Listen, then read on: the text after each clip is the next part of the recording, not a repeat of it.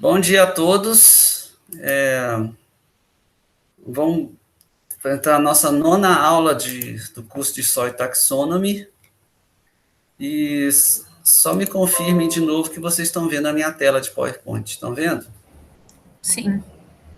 Então, vamos dando seguimento à chave das 12 ordens em Soil Taxonomy. Vamos passar para as ordens de número 10 e 11, que são os alfisols e os inceptisols.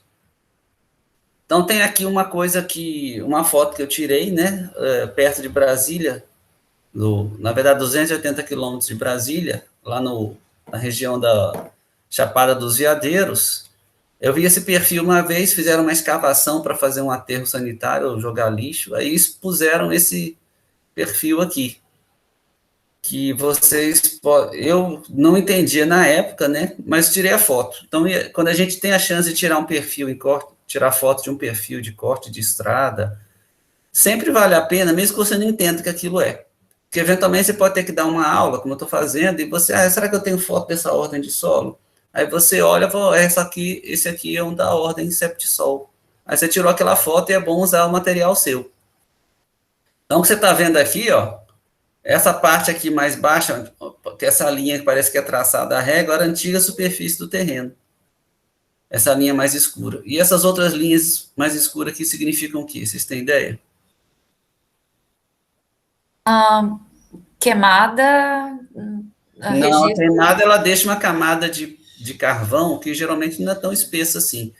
É raro você ver um perfil que tem uma camada de carvão que seja maior espessa que 1 milímetro, que 1 centímetro. Eu já vi, mas ela não era homogênea. Então, tinha partes que tinha 10 centímetros, outros que tinha 1, outros que era descontínua.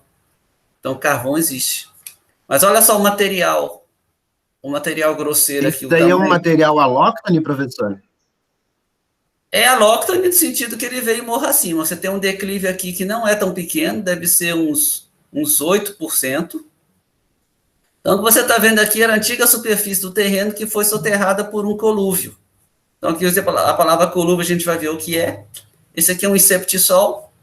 Então, você está vendo aqui, esse nível escuro aqui era o antigo horizonte A, soterrado. Aí teve um deslizamento de terra numa chuva mais intensa, e você começou a formar solo aqui por um tempo. Eu digo numa chuva mais intensa, mas pode ser uma semana ou um mês de chuva, ou um ano ou dois. Então, você soterrou aquele solo e formou um horizonte A fininho aqui. Aí teve outro evento que botou isso aqui, ó, essa quantidade, que foi praticamente 4 vezes maior do que esse aqui, ó. E você está tendo um horizonte A atual aqui formado. Esse material grosseiro que você está vendo aqui, ó, tem partes do perfil que você vê que parece mais fino e outros que parece bem grosseiro. Isso é característico do processo que a gente chama de colúvio, que não é exatamente o que a gente chama em erosão, uma erosão laminar ou de vossoroca para quem estuda ciência do solo brasileiro, mas é perda de massa, é movimentação de massa. Isso aqui é um evento catastrófico. Catastrófico no sentido de que, se tiver uma casa aqui com uma família morando, quando tiver um evento desse, o que vai acontecer? Vai soterrar a família e a casa. Não sei se vai soterrar, mas certamente vai causar um dano, vai derrubar o muro, vai soterrar a casa de sedimento. Esse sedimento aqui não é só lama, você vê que tem pedra aqui, ó. Então, esse tipo de coisa, quando você abre um perfil na paisagem, você encontra esse tipo de coisa, você sabe que você está numa região sujeita a esse tipo de evento. Então, daqui a uns 100 mil anos, ou 10 mil anos, ou 10 anos, vai ter um outro evento de massa aqui, e não tem morro muito alto aqui, não. Acima disso aqui, a elevação vai dar no máximo uns 30 metros. Mas o material é alóctone que veio de outro lugar, embora seja o mesmo tipo de material, que é um material derivado de quartzito, né, de rocha sedimentar metamorfizada, de baixa fertilidade, por isso que inclusive, vai ver aqui alguém estava perguntando os elementos formativos, esse é um inceptisol, um eptis, de clima rústico do Cerrado brasileiro e distrófico.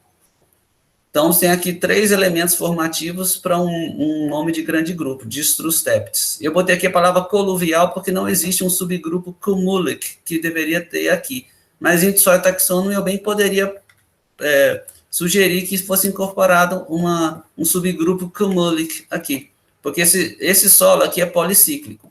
Então, ele sofre seguidos ciclos de deposição de sedimento e formação de um solo que é análogo. Então, esse solo aqui é análogo a esse, que é análogo a esse. É o mesmo tipo de processo de formação do solo. No caso, melanificação do ar aqui. E não tem nenhum outro processo de formação do solo muito predominante aqui. Por isso que é um inceptisol. Tá? Professor, Oi. Essa camada aí inferior, antes, abaixo onde tem evidências de soterramento, também ele seria um inceptisol? Olha, bem possível tá com cara de inceptisol. Esse aqui, ele era esse segundo aqui, ou era um entisol, um neossolo, ou era um inceptisol. A diferença é se ele vai ter um horizonte B formado ou não. Se não tiver horizonte B, não é inceptisol, é entisol. Mas aqui certamente era. Inclusive, eu estou vendo aqui, ó, o solo antigo tem esse horizonte A, que está desaparecendo matéria orgânica, e aqui, ó, mais abaixo, a cor dele é mais escura. Isso aqui poderia muito bem ser o A antigo, soterrado, mas já e se desintegrando, que essa matéria orgânica aqui, ela pode desaparecer com o tempo, sabe? Então, você não consegue mais ver o horizonte A enterrado. Mas então, aqui, ó, esses de baixo, eles são paleossolos, são solos do passado que são soterrados, mas às vezes esse processo todo de deposição aqui não é tão antigo, às vezes é 100 anos, 200 anos. Sim. Então eu não saberia dizer se aqui é um paleossolo não, mas certamente na descrição do perfil você teria um A aqui, um B, um BW, depois você teria um A2, que é um horizonte A2B, A buried, e um horizonte B buried também, e um A3 buried também. O que ia falar, Emerson? Emerson? O senhor me respondeu aí já, professor. Eu ia perguntar se dava para saber a idade estimada, mais ou menos, se era 10 mil, 100 mil anos. Você poderia fazer a datação do carbono aqui, sabe? O problema é que, nesse tipo de solo, a matéria orgânica da superfície, ela passa percolação pela chuva e vai contaminar isso aqui. Então, você vai ter uma data mais recente aqui do que ele realmente é, na verdade. Mas o material é o mesmo, né? Não indica ambiente diferente de deposição do ambiente atual. O material de origem é o mesmo, mas se você reparar aqui, a granulometria é diferente. Significa eventos, e a granulometria varia muito no espaço. Então, esse monte de cascalho que tem aqui não aparece aqui, por exemplo. Ou aqui. Isso é característico do processo de movimento de massa, de perda de massa. Eu tenho uma bagunça de materiais de vários tipos de tamanho, né, argila misturada com um bloco de 20 centímetros, e tem uma grande variação local. Mas é uma mesa facies sedimentar, isso aqui. Então, vamos continuar. Então, vamos falar dos alfisols. E muito que a gente falar aqui tem a ver com o que a gente viu na aula passada de altisols. O elemento formativo dele é alfs. E de onde é que vem a palavra alfs? Vem do antigo pedalfer. Quando a gente viu na aula da história da taxonomia de solos, a Soil Taxonomy, uma das primeiras divisões que eles fizeram foi, antes de ter Soil Taxonomy, os pioneiros da ciência do solo nos Estados Unidos, um deles criou o conceito de pedalfer e o de pedocal. O pedalfer são os solos que acumulam alumínio e ferro porque estão em clima úmido. E o pedocal seriam os solos que acumulam cálcio, carbonato de cálcio em clima árido.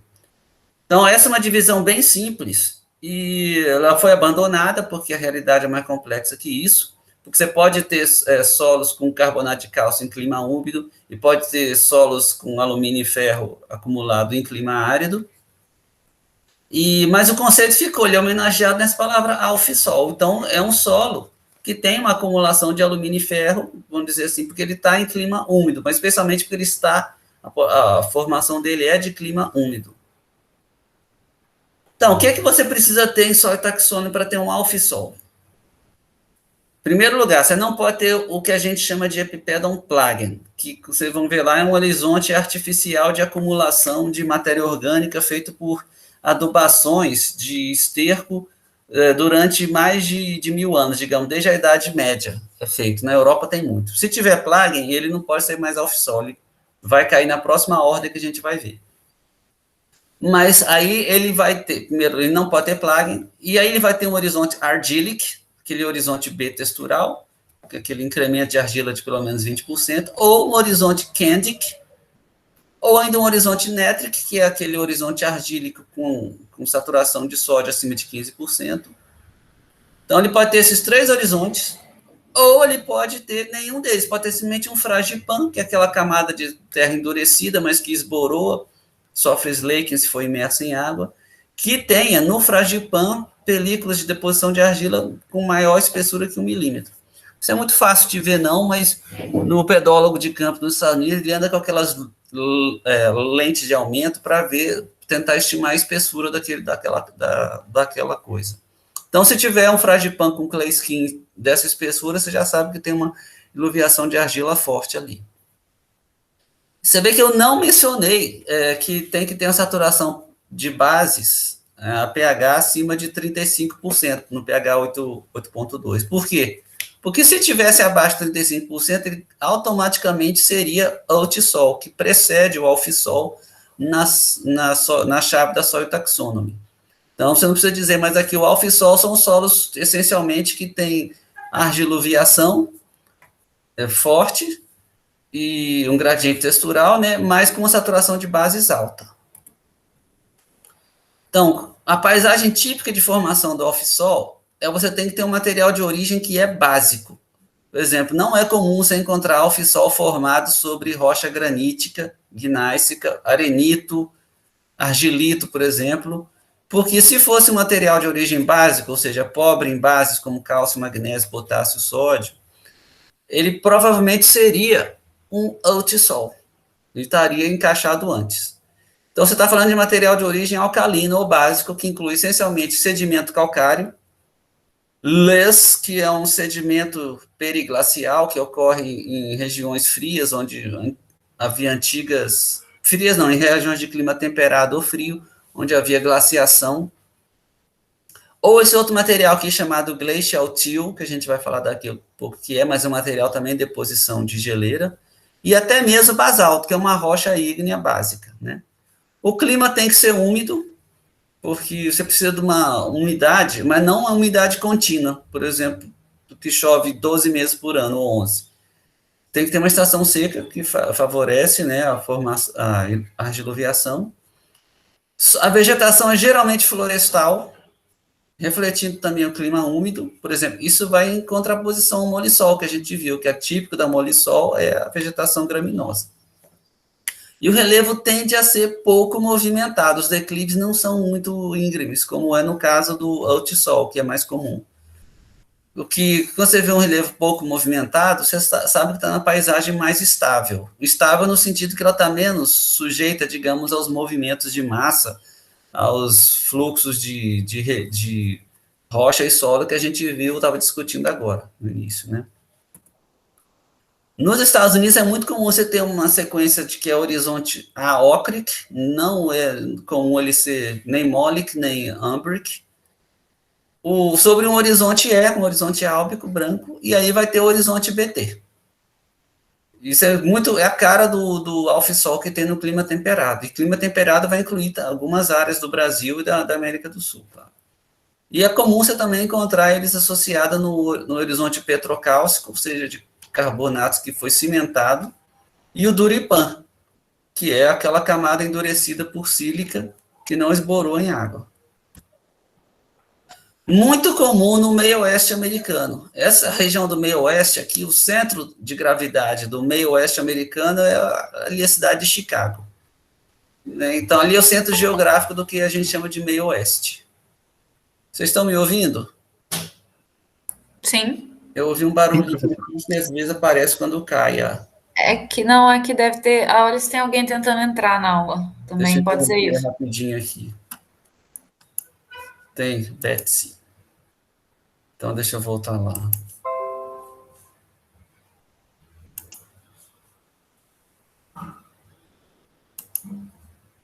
Estão vendo a minha tela de novo? Sim. Tá. Onde é que eu estava aqui? Então, essa região do meio oeste inclui o local que era onde eu morava, nos Estados Unidos, Ohio. Então, você tem Ohio, Indiana, Illinois, Iowa, Wisconsin, tudo isso aqui é o meio oeste. né? E é um local que é bem plano, e justamente a região que é um pouco mais ampliada se chama de Central Plains, as planícies centrais, que eram leitos de oceano alguns milhões de anos atrás, de um mar raso, que pegava toda aquela planície central dos Estados Unidos. Mas também tem no noroeste, naquela região lá do norte da Califórnia. Na Rússia tem muito off-sol, na Europa no geral, o Sahel, Sahel é uma expressão que usa para dizer aquela região que fica ao sul do deserto de Saara, na África. Então, o deserto de Saara mesmo não forma esse solo. Mas no sul, à medida que vai ficando mais úmido o clima, você começa a encontrar off-sols. E na Argentina também tem muito. E são solos de uma fertilidade que é alta. Não chega a ser igual ao molissol, porque não tem tanta matéria orgânica, mas é o suficiente para você ter cultivo anual. E realmente, essa região do meio oeste, as planícies centrais dos Estados Unidos, são o celeiro deles de produção de grãos, de milho, soja, trigo. Os grãos são realmente tudo produzido aqui no meio oeste, uns 80%. O relevo favorece, né? O limite da produção dos alfissols, como a gente comentou sobre isso, sempre tem um limite na produção, é o frio, que essa aqui começa a ter 5 ou 6 meses por ano, temperatura abaixo de zero, ou do zero biológico, que é mais ou menos 8 graus Celsius, e você tem uma estação seca aqui no inverno, né? Se você está interessado em fazer correlações do que vem a ser um alfisol com o sistema FAO, você vai achar aqui o que a gente chama de love sols, os nitisols, que são os de horizonte nítico, os planossols, e eles correspondem, olha, não por coincidência, os nomes usados no sistema brasileiro são essencialmente dobrar o S e botar um O do lado. Isso é o que o pessoal, como eu falei no início do curso, os brasileiros estão acostumados a fazer traduções em vez de correlações. Então, quando você vê uma coisa dessa, luvisol corresponde a luvisolo, as pessoas tendem a achar, então, se eu pegar argissolo, simplesmente eu chamar de argissol, vão saber o que é. E a gente falou do problema que é isso, que não é uma tradução, tem que ser uma correlação, e não basta botar ou retirar um O para as pessoas entenderem o que é.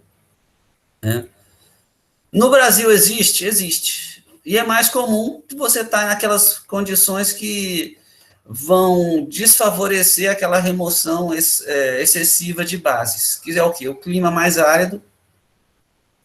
Para remover bases do perfil do solo, você precisa, primeiro, você ter água em excesso em relação à evapotranspiração, e você precisa ter uma drenagem, né, uma drenagem boa.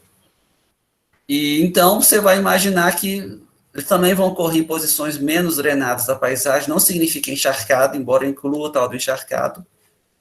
E você vai estar falando de novo dos materiais de origem mais alcalinos. No caso, o basalto, que é o mais comum aqui no Brasil, mas inclui também, digamos, sedimentos pouco intemperizados, que aí vai tanto do calcário até, digamos, sedimentos mais recentes, silicatados, que vêm dos Andes, por exemplo. Vamos ver aqui a distribuição global dos alfissols.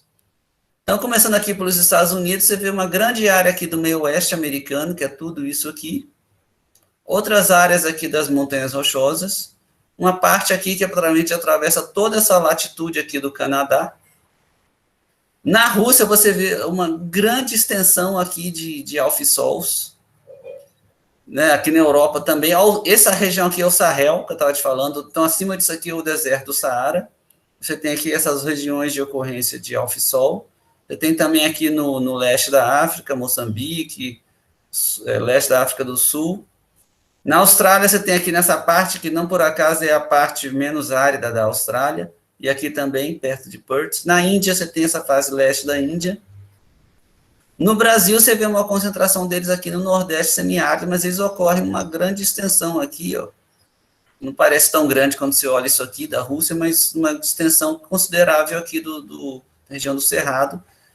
Essa parte aqui, ó, você pode ver, inclui uma parte ao norte da bacia do Pantanal, que está bem aqui, e eu tenho umas imagens de um alfissol daqui, pega uma parte da Argentina, só para a gente comparar, olha onde é que estão os altissols aqui, ó, nesse mapa. Então, o que a gente viu na semana passada, os altissols são essa área vermelha aqui, ó, no seaboard americano. Então, você vê que os altissols aqui nos Estados Unidos, eles tendem a ocorrer mais ao sul e mais ao sul e mais a leste, que o clima é mais úmido e mais quente. E aqui favoreceu a remoção de base dando o altisol. Tem uma grande concentração de altissol aqui nessa parte do sul da Ásia, e aqui quase não tem alfissol nessa mesma parte. Aqui os nossos oxissols, para a gente ter uma ideia, comparando. Agora vamos pegar aqui, falando dessa parte do norte da Rússia, a gente falou que ocorre muito aqui na Rússia, os alfissols estão aqui, pega essa parte da Europa Central. Mas olha onde é que estão aqui os molissols que a gente viu semana passada. Então, na Rússia, eles vão ocupar uma região que está um pouco ao sul dessa aqui. Então, você tem os alfissols ocupando uma faixa aqui mais central da Europa Central da Rússia, com os molissols abaixo, um clima um pouco mais árido, e acima deles vão estar os espodossols. Então, você vê aqui, bem no norte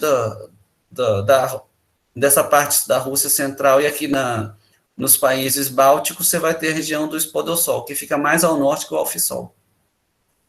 E aqui você também vê a comparação do alfissol na América do Norte, com os espodossols mais ao norte, e os molissols aqui mais a oeste.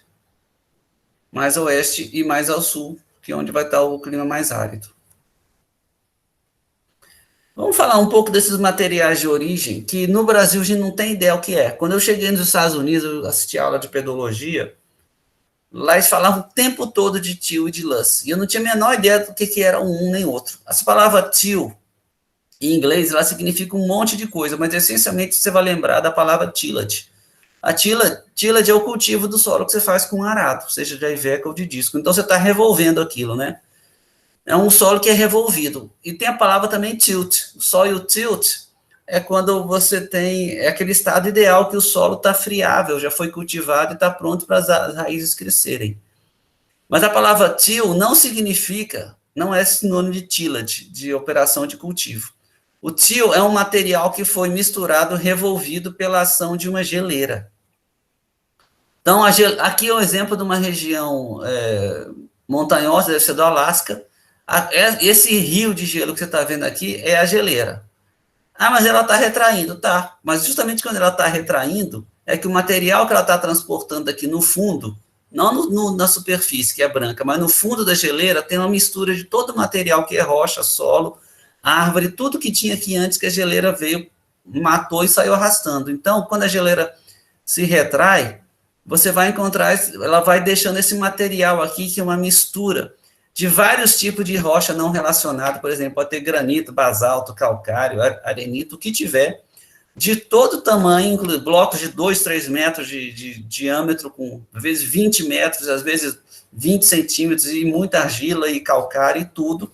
É uma mistura, uma bagunça, que eles chamam de glacial till, que é um material de origem extremamente comum na parte do mundo que foi glaciada.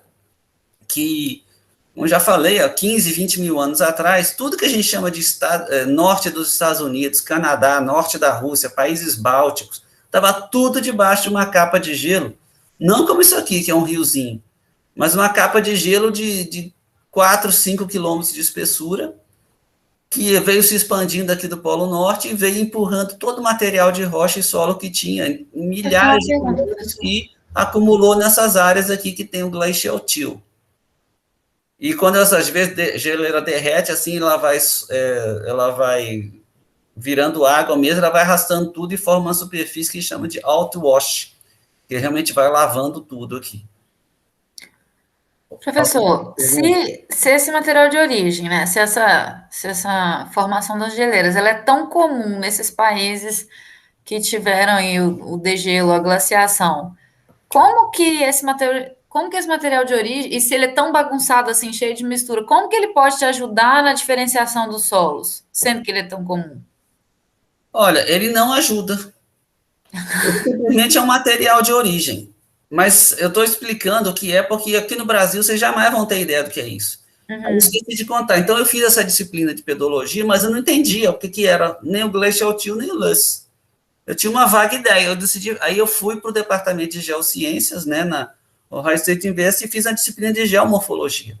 E lá era praticamente geomorfologia geral, mas era com um grande enfoque em geomorfologia glacial. Aí eu fui aprender muito essas coisas, só não tinha excursão de campo, né? Aliás, até tinha, mas não tinha excursão de campo para esse lugar, que seria mais bacana, claro. Então, quando a gente vê já esse tipo de material, a gente já sabe que vai ser alguma coisa muito complicada, assim, pelo menos complicado do ponto de vista, assim, de ser um material muito heterogêneo, complexo, né? Sim, ele é heterogêneo, especialmente em granulometria, mas no caso da glaciação, você tem que imaginar o seguinte: como é que era o clima do mundo na época glacial? Ele era mais úmido ou era mais seco? Depende. Não, depende não. Como é que era o clima do mundo? Era mais úmido ou era mais seco? Estou falando no clima Mais global. Seco. Mais seco, porque a água estava retida na forma de calotas glaciais. E quando ia ficando mais frio, a vegetação deixava de morrer. Esse clima virava árido, mas ele era um árido boreal, glacial. E o clima árido favorece o quê? Material alcalino ou ácido? Alcalino. Então, o Glacial Till e o Lê são materiais de origem tipicamente mais alcalinos. Eles tendem a ser neutro a alcalino, ou seja, tem uma quantidade grande de bases e muitas vezes de carbonatos nele. Aqui um outro exemplo do que é um Glacial Till. Então, você vê aqui uma geleira que está retrocedendo. Nós estamos no período de interglacial, um período de aquecimento global. Já existia isso aí antes da humanidade se expandir.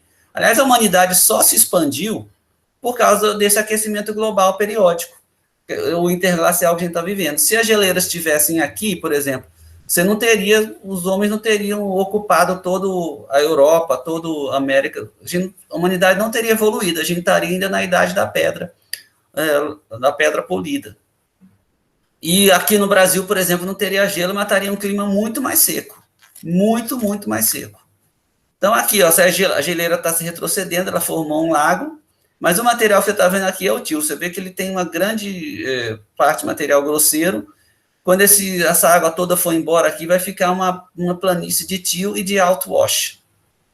É quase a mesma coisa, simplesmente tem a ver mais com a granulometria. O til é mais grosseiro que o outwash. E o que é o loess?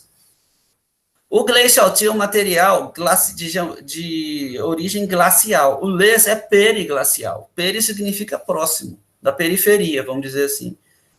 Na periferia das geleiras, você tinha um clima extremamente frio, quer dizer, extremamente árido, vamos dizer assim, porque a água já não circulava mais lá.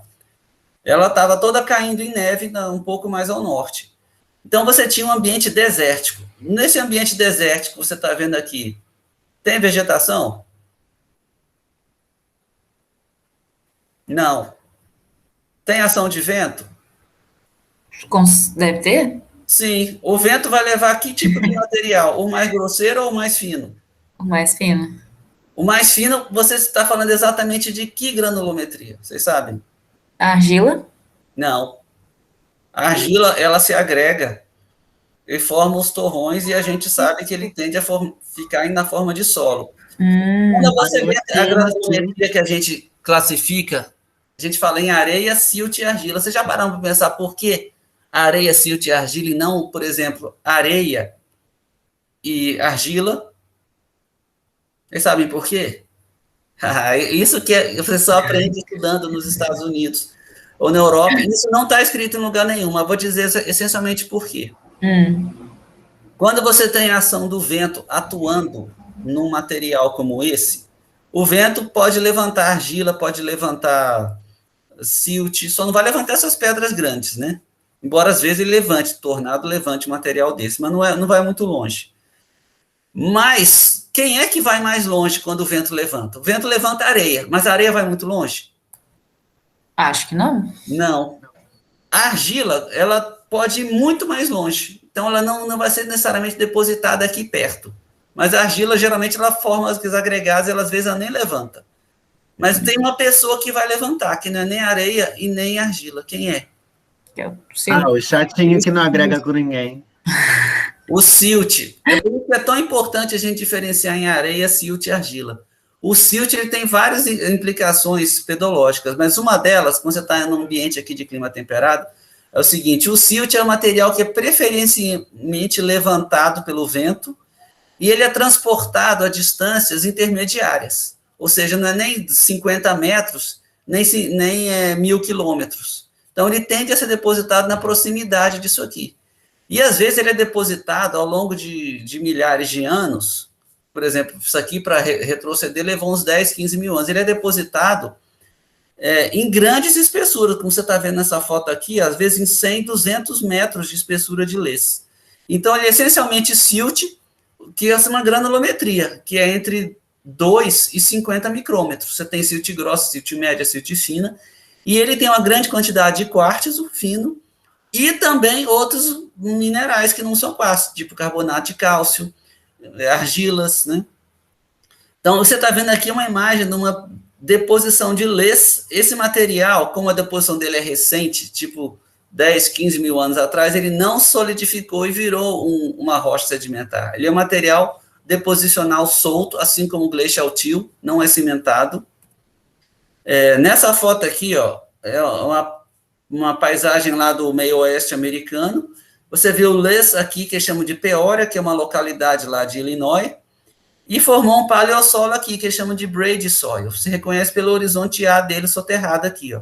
Então, esse braid soil, ele se desenvolveu desse lês e foi soterrado por um outro evento de deposição de lês, que eles chamam aqui de Big Hell.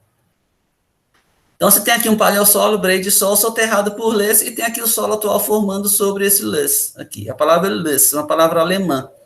Então, material fino. Você tem isso no Brasil? Não. Ah, por que não? Porque no Brasil não tem neve. É a grande frustração dos brasileiros não ter neve aqui, né? Então, o Brasil não tem essa região periglacial, nem muito menos a glacial, mas na Argentina tem. Tem grandes extensões de lês na Argentina, onde vai formar os alfissols e os molissols que a gente já tratou. Então, você tem aqui o maior planalto de lês que existe no mundo, esse aqui, ó, é o platô de lês platô da China. Então, você está vendo toda essa região aqui que parece que é uma rocha? Não, na verdade, é um material de lês de 200, 300 metros de espessura no mínimo, que não é cimentado, então ele é facilmente erodido. Ele só está aqui porque o ambiente é árido, você pode ver, você não vê floresta aqui. Mas quando chove, a erosão é violenta. E o rio que drena esse lês platô aqui, ó, ele tem que cor, que vocês acham? A cor do solo? Que é qual cor? Não sei, parece que é meio, se for esbranquiçado. Ele é amarelo. E o rio que drena isso aqui se chama Rio Amarelo, que é o principal, é o maior rio que tem na China. Ele chama Rio Amarelo, ou Yangtze, por conta que ele está drenando uma paisagem de lês que tem altamente erosiva. E os solos são férteis, você vê que estão sendo cultivados como terraço aqui. Então, esse aqui é o lês e o til, são materiais muito comuns envolvidos na gênese dos alfissols. Então, lá nos estados de Indiana, Wisconsin, a legislatura, os deputados lá e o Senado desses dois estados, eles têm, os americanos gostam de ter um monte de coisa oficial do estado. Então, eles têm a ave oficial, você tem além da bandeira e do selo, que são os símbolos do estado, você tem, por exemplo, a ave, o fósforo oficial, e tem um solo oficial. Nesses dois estados aqui, o Indiana e o Wisconsin, que são do Midwest, você tem dois solos oficiais que são alfissols. Esse aqui, o Miami, apesar do nome não é na Flórida, é lá na Indiana, pega Ohio, pega Illinois, pega uma grande extensão, ele é um hapludalf. Hapludalf, de novo, os elementos formativos aqui, alfissols de clima Arctic, ou seja, estação seca por menos de 3 meses, e haplic, simples aqui. Então, esse aqui é um solo muito comum na região que eu estudei. Um horizonte O sobre um A ócrico fininho, tem um horizonte álbico aqui, e aí os horizontes texturais, BT1, BT2, e aqui o C. E o material de origem dele é exatamente o lês. Então, ou glacial till. Nesse caso aqui, ó, ele é till, porque eu estou vendo o cascalho grosseiro aqui, ó. É muito comum. Quando eu fiz mineralogia do solo nos Estados Unidos, a disciplina, a gente fez uma excursão de campo para mostrar o perfil modal do Miami, em Miami Silt Loam, em Ohio. Então, nós pegamos mostramos cada um dos horizontes, e cada aluno, no caso, tinha 10 horizontes, tinha que fazer a caracterização mineralógica de cada um dos horizontes dele ao longo do semestre. Então, a gente aprendia todas as técnicas de qualificação mineralógica, todas raio-x, óxido de ferro, óxido amorfo, área de superfície, você imaginar relacionado à mineralogia, em cada um desses solos aí. Com isso, a gente contribuiu para o banco de informações do Departamento de Agricultura do Soil Taxonomy, né, sobre esse solo, Miami Silt Loam. Outra aqui é então, Miami é o nome de Ceres. Aqui você tem um nome de Ceres antigo, que é o solo oficial de Wisconsin. Olha a descrição dele.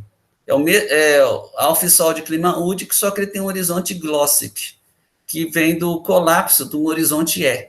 Então, você tem um horizonte E aqui que colapsou, e a gente vai mostrar isso mais à frente, mas ele começou a se misturar com o horizonte B e formou o glossic. Mas olha a descrição dele. Fala primeiro da textura, coarse loamy, ou seja, um solo de textura grosseira, mais franca, sobre um material arenoso ou arenoso esqueletal que tem um cascalho, que você está vendo aqui. De mineralogia mista, mas de argila que é de altíssima atividade, com um regime frígido, né? Applic Glossodalf. Então, está aqui o nome de família, aqui, de novo, a ordem, subordem, grande grupo, o subgrupo aqui é Applic, e todas essas palavras aqui se referem à família, que fala tanto de textura quanto a mineralogia da atividade da argila e, no caso aqui, o regime de temperatura. Mas você vê um horizonte O aqui, provavelmente tem um O, tem um A, tem um horizonte álbico, o gloss que estão falando é que começa o B. Professor. E aqui o material, de novo, que você vê, é o material que é de Glacial Till, olha o cascalhão aqui no meio.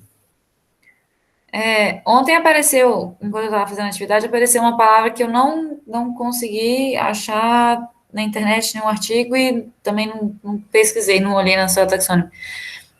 Skeleton.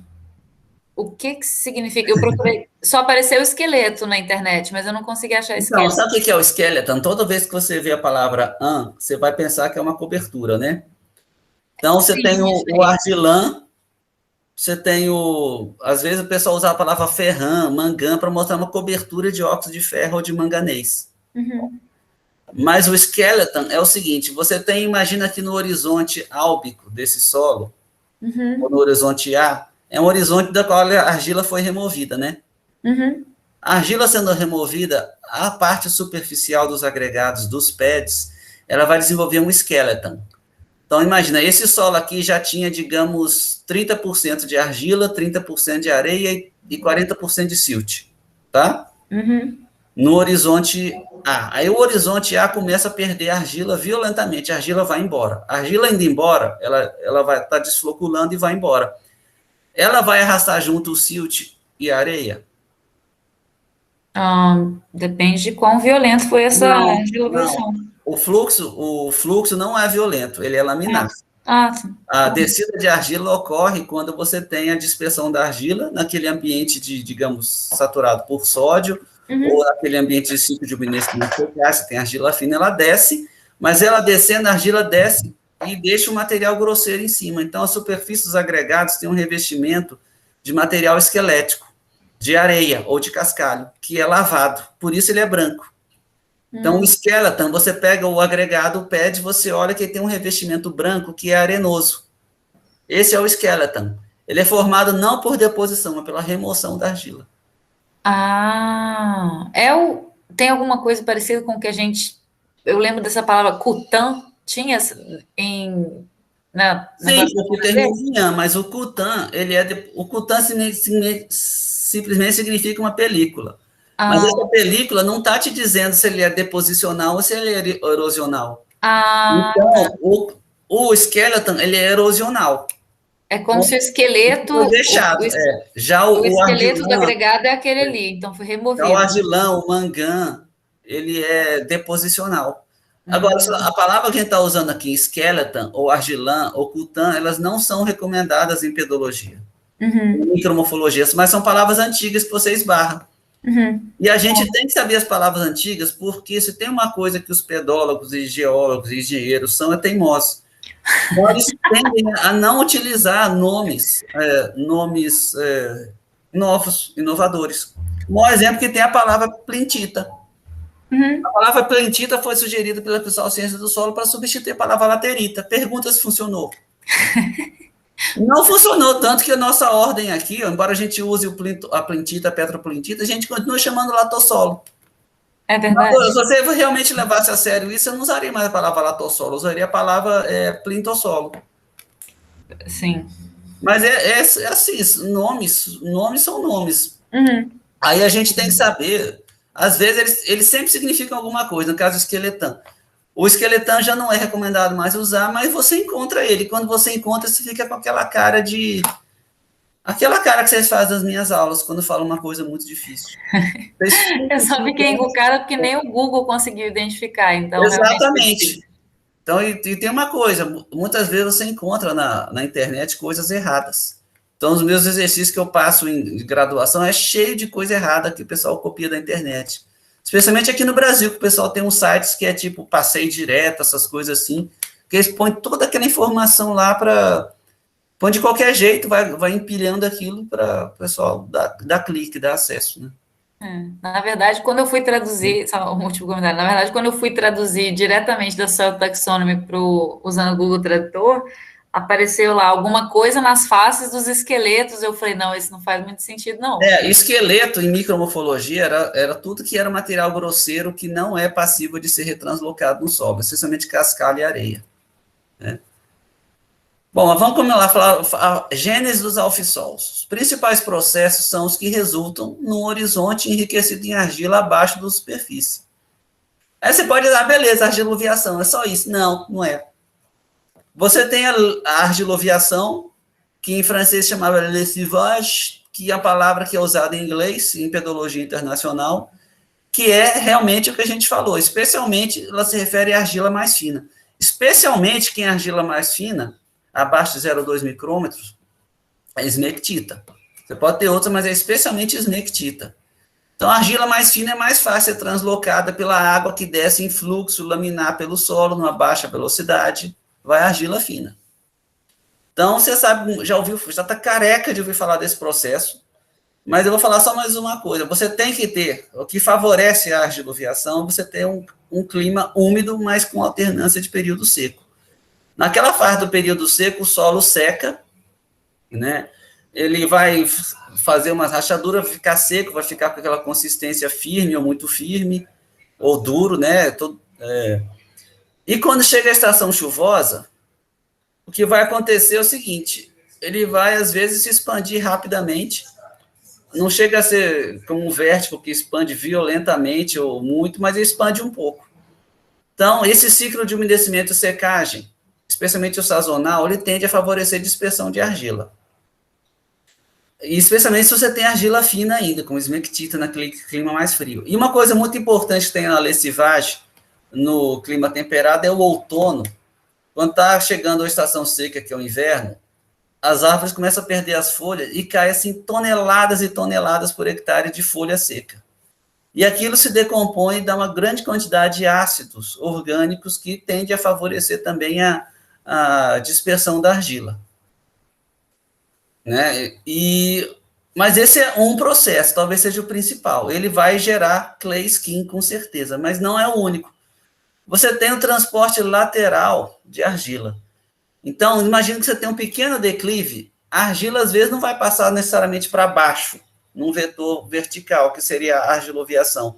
Ela pode ter um vetor que é lateral, ela pode passar por fluxo, tanto superficial como subsuperficial, transportada pela água. Num processo lateral, ela não percorre uma distância muito grande, mas percorre, que em francês é chamado de appauvrissement, ou impoverishment, ou empobrecimento de argila. Então, a argila está se empobrecendo no horizonte A, especialmente no A, não tanto no E, e ela é transportada não para baixo, mas ela tem um componente lateral.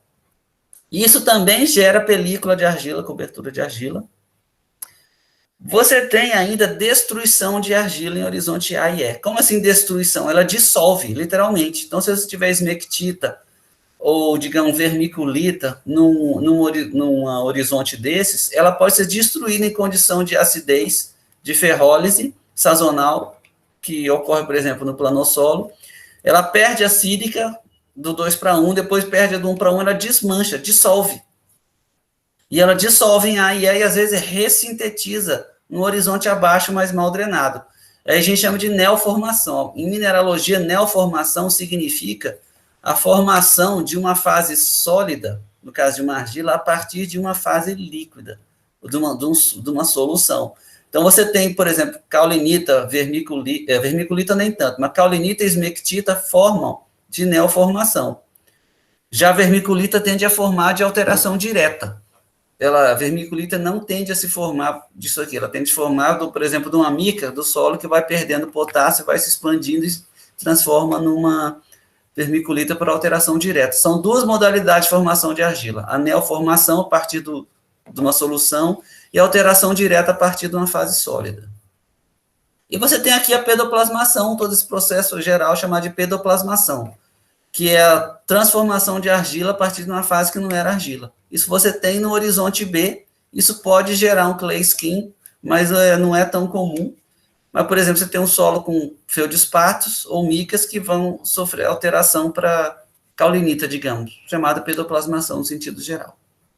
Pô, tanto nome, é exatamente, por isso que a gente só conhece lendo muito, e às vezes tendo convivido com pessoas que pegaram um pouco dessa literatura antiga e ainda usam. Então, os pedólogos de campo, às vezes, conhecem as palavras, né, e vai passando de geração em geração, é a famosa cultura oral, e não é tudo que vai estar escrito, e muito menos na internet. Então, você pode achar que a internet tem tudo, mas tem muitos documentos, muito material antigo que não está na internet, como alguém acabou de falar, que procurou a palavra skeleton e não achou na internet. Então, aqui eu já falei sobre isso, o seasonal littering é a deposição intensa de serapilheira, de litter, né, florestal, de folha seca, do outono, as paisagens lá dos Estados Unidos são conhecidas pelo outono. Mas, às vezes, você não vai ter o clay skin, a cobertura de argila deposicional, porque você pode ter muita bioturbação que vai destruir aquilo. Você pode ter esse processo aqui que chama soil creep. O soil creep é uma modalidade de, não é erosão, mas de perda de massa. Então, você tem uma coluna de solo no declive, e parte do solo superficial, ele tende, não pela chuva, mas pela gravidade, ele tende a cair. Você vai formar camadas que vão deslizando uma sobre a outra muito lentamente. Isso é o que se chama de soil creep em geomorfologia. Em ciência do solo, ninguém ensina sobre isso. Mas isso existe no Brasil, existe em qualquer lugar. Ele não depende da água para ocorrer, embora a água facilite. Então, você vai formar camadas paralelas à superfície do terreno, que vão dar pequenos movimentos de deslizamento. Eu estou falando de movimento da ordem de 1 centímetro por ano. Então, é muito pouco. É difícil de mensurar e de ver isso aqui. Mas isso é suficiente, por exemplo, para destruir o clay skin. O fingering é a formação de como se fosse dedos no horizonte E. Então, o horizonte E, que às vezes ele é plano, ele começa a desenvolver um dedo, começa a fazer assim, parece estar descendo na direção do horizonte B, e forma o fingering, quando ele começa a ficar grande, ele deixa de parecer um dedo e parece uma língua. Língua em latim é glossa. Então, forma um horizonte de línguas, o horizonte que era de línguas e se destruiu, é um horizonte B que foi destruído pela invasão do E. O horizonte E é o horizonte de onde você perde tudo que dá cor, que é argila e matéria orgânica. Ele fica branco, né? E esse processo aqui é radical, ele gera o esqueletão, que alguém falou, mas ele vai também invadir o B e vai destruir o topo do BT e vai formar um horizonte glóssico, como a gente já viu um solo que tinha um horizonte glóssico, e vai ver um pouco mais à frente o que é esse glossa de novo. Professor. Oi. Quando forma essas línguas, essas coisas, a estrutura do horizonte B abaixo, ele acaba sendo uma estrutura colunar, ou isso não tem nada a ver? Pode formar estrutura colunar, mas a estrutura colunar é mais comum de formar por ação de sódio. Uhum. Pode ocorrer nos alfissols por ação de sódio. Inclusive, o planossol, os planossolos, que é uma das correlações que a gente tem de alfissols, no sistema brasileiro e da FAO, ele tem estrutura colunar no topo do horizonte B. que é exatamente o que você falou. Os dedos vão... Mas aí o gloss, que ele tem a ver com o horizonte E. Às vezes você não tem um horizonte E fazendo isso. Né? Aí você tem um mecanismo similar, só que sem um horizonte E. Então, uma vez que você sai do horizonte A ou E, que tem um teor de argila que foi relativamente baixo, porque ele foi removido, você cai no horizonte BT. E às vezes o horizonte BT, o aumento de argila dele é acima de 20%, isso é muito argila. Às vezes é 40% o incremento de argila. A drenagem do solo tipicamente diminui ali. Mesmo porque os poros que você tinha de transporte de água estão ficando cheios de deposições de clay skins. E às vezes ele entope aquele poro, assim como uma veia do corpo humano pode ficar entupida de colesterol. Vai depositando na veia, de repente ela deixa de fluir. Isso ocorre e você costuma ter uma má drenagem nesses solos alfissols. A drenagem nunca é tão eficiente quanto no oxissol, por exemplo, ou no altissol. E por causa desse gradiente textural. E às vezes você dá saturação sazonal no horizonte A ou E. E é chamada de epiaquic. Então a saturação ela só existe na superfície do solo, ela não está abaixo. Às vezes o horizonte BT mesmo ele é meio seco. E abaixo dele, bem abaixo do horizonte BT, que você vai achar o lençol freático. E esse tipo de condição forma o que é ferrólise, que é um processo de formação do solo, que você vai ter uma acidez sazonal muito forte, que é quando os óxidos de ferro se oxidam. Nesse tipo de ambiente aqui, na estação úmida, saturada, que você tem a epiaquic, o ferro está na forma reduzida, ferro 2+, está em solução, pode dar toxidez de ferro, tudo. E o solo fica desferrificado. Mas quando chega a estação seca, ele começa a oxidar e formar óxido. Ferro 3+, e começa a precipitar formando ferridrita. Quando forma a ferridrita, ele vai promover a hidrólise da água. Ou seja, a água vai se partir e vai liberar H+. E às vezes o pH baixa tanto que você tem condições de ácidas com pH 4, 3,5, e aquilo destrói a argila. Uma coisa que favorece, inclusive, a formação do horizonte E. Então, você costuma ter esse tipo aqui, quem estiver interessado, olha no processo de ferrólise, ele é muito comum no solo que a gente chama de planossolo, de novo. Mas essa drenagem limitada, que é característica, ela também vai favorecer a retenção de bases, cálcio, magnésio, sódio, potássio, e de sílica. Então, esses solos eles são bem menos intemperizados, no geral, e bem mais férteis do que os outsols. Você também tem como processo dele lixiviação de carbonatos, né? Se tivesse carbonatos no material de origem, eles tendem a ser removidos para baixo. E tem brunificação, que é a formação de uma cor brown, brunada. Liberação de ferro. Isso aqui não faz muito sentido na sua cabeça, mas quando você pensa naquele material que a gente falou do Glacial Till e do Less, esse material, às vezes ele é branco, porque os minerais que contêm ferro lá são minerais, são silicatos máficos em alguma quantidade que o ferro não foi liberado, então ele não vai tender a ter a cor vermelha ou amarelada, mas ele já começa a sofrer um intemperismo e vai liberar o ferro daqueles minerais máficos e formar a guetita, que é um dos minerais, o óxido de ferro mais comum que você tem no mundo, que ele forma tanto em clima úmido quanto seco ou em clima mais seco, quer dizer assim, e clima frio e quente. E o mais comum de você ter no alfissol é o Pipedon ocric, como a gente falou, um horizonte A fraco, vamos dizer assim, que é bem mais comum que o Molic e o Umbric, que também podem existir nos alfissols. É muito comum você ter em alfissol, especialmente nos Estados Unidos, lá no meio oeste, o tal do fragipan. Então, toda aquela região lá do meio oeste e abaixo, você vai ter o tal do fragipan, extremamente comum.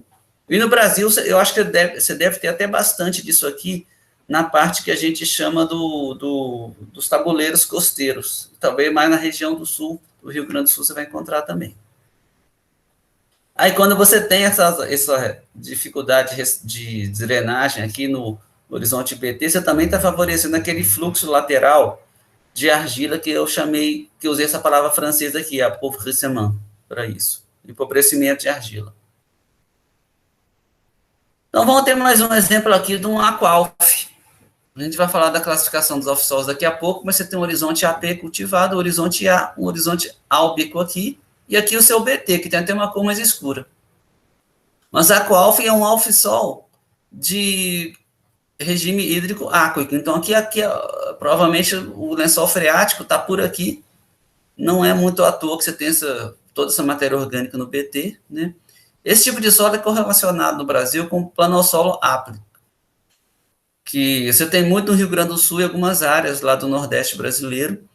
Essa transição, o gradiente textural aqui, ó, do horizonte E ou A para o BT é abrupto, ou seja, ele aumenta mais de 20% numa distância menor do que 7,5 centímetros. Inclusive, às vezes, a distância do incremento de argila é questão da ordem de milímetros. Então, questão de 5 milímetros, o teor de argila passa de, digamos, 15% para 45%.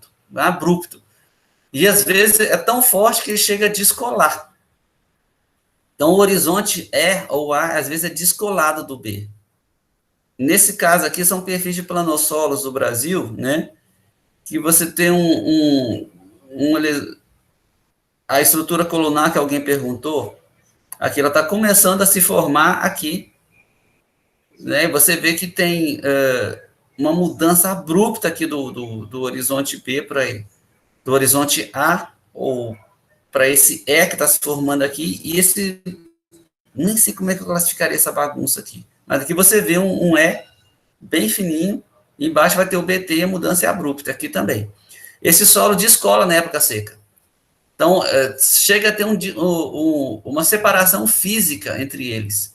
E na micromorfologia você consegue ver isso às vezes. É uma separação da ordem de 1, 2 milímetros, às vezes 2 centímetros. Uma lâmina de microscópio a gente consegue ver. Eu participei de um trabalho. Eu fiz um aluno veio fazer micromorfologia dele, dos planossolos do Rio Grande do Sul, aqui no laboratório, e as lâminas dele tinham umas 2 das 7 que ele trouxe que tinha essa separação física entre o horizonte E e o BT. Mas nem todo alfisol tem essa cara, formada sobre glacial till ou outwash. Esse aqui é um alfisol de clima quente, né, no Texas. Então, uma região bem mais ao sul. O material aqui não é necessariamente till, aliás, aqui acho que a geleira passou longe, mas pode ser calcário, pode ser sedimento, argila 2:1. A classificação dele é o Paleostaphys. Então, de novo, surgiu aquela palavra palha aqui, indicando que esse solo tem uma coisa que é em comum. Ele tem uma cor muito avermelhada, significando o clima pretérito, que favoreceu essa cor vermelha aqui. Então, ele já é Paleostaphys, de clima úmido, úmido, no norte do Texas, aqui no sul de Oklahoma. Térmico significa que é quente, mas não é ISO, ou seja, tem uma estação, a diferença entre a estação fria e a seca é maior que 6 graus. Tem uma atividade de argila que é alta, mineralogia mista e textura fina. Então, você não está vendo aqui aquele material grosseiro do glacial till. Poderia até ser less, mas provavelmente é outro tipo de sedimento. Um horizonte A, um E aqui, aí o BT1, BT2, um C, que deve ser calcário, pelo que eu estou vendo, e o CK, que é um horizonte C de carbonato de cálcio. Um horizonte intermediário entre o B e o C. Você vê que o C que está se destruindo está começando a virar B. É que ele chamou. Então, deve ter um incremento de argila também bem evidente aqui, mas ele não se parece com os que a gente viu. Ele poderia muito bem ser um altisol se não fosse a saturação de base deles alta, que no caso vem da rocha calcária aqui que está intemperizando. Então, o nome dessa série aqui, ó, Windhurst Series. Se você digitar Windhurst Series, vai aparecer a descrição dele todinha da ficha do USDA, com toda a descrição dele. Mas aqui o site onde você pode ver umas informações sobre essa. No Brasil... Professor, Oi. O senhor poderia voltar aqui no outro slide?